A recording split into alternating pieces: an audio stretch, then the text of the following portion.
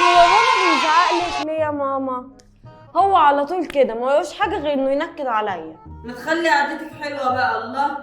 بس بابا عنده حق يا ماما، انت بتعصبيه. انا اللي بعصبه، ده هو اللي ما بيبطلش طلبات، ولما اقول له على حاجه صوته بيبقى قد كده. بقول لك ايه، ما تخليش صوتي يعلى. المفروض يا بابا ما تزعلش ماما، ده مفرج عليا الشارع بسبب صوته. مفيش فايده، اتلمي بقى في يومك ده. ولو ما تلمتش يا اخويا. بس بقى انتوا متجوزين بعد تخليص حق، ربنا يخرب بيت العيشه معاكم.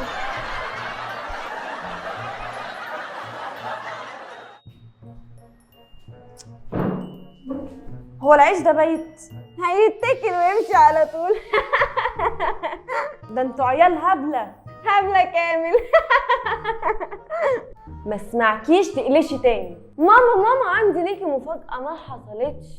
ايوه بقى، ايه هي؟ ما هي ما حصلتش. اه يا بنتي.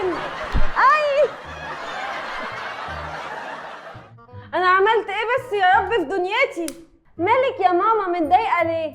لو امك اشترت طقمين سرير وكام سجاده لزوم التغيير، يبقى ايه النتيجه؟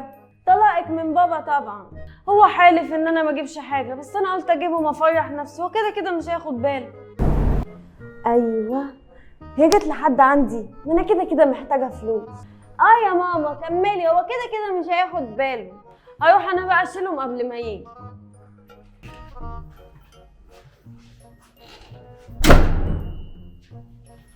انت جيت منور، تعالى. في ايه يا بنت؟ انا ما يرضينيش ما تبقاش عارف، والناس كلها تقول عليك كلمه وحشه. انت عارف في ايه؟ بس انت اهدى عليا، وانا عايزه فلوس وهقولك على كل حاجه. خلصي هديك. ماما جابت الحاجات اللي انت قلت لها ما تجيبهاش. الله يا حلولو، ده انا حالف بالطلاق. لا ما تقولش، يعني امي كده طالق؟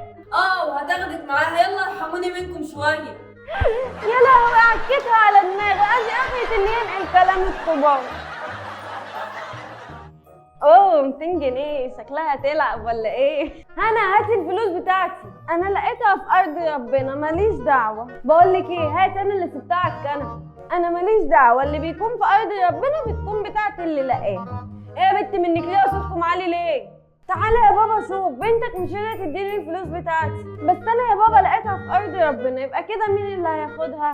ولا انتي ولا هي. هاتي الفلوس دي. يا بابا الفلوس دي بتاعتي. ايوه، انتي جبتها منين؟ من مصروفي. ايوه، ومصروفك ده منين؟ من ماما. وماما جابتهولك منين؟ اكيد منك.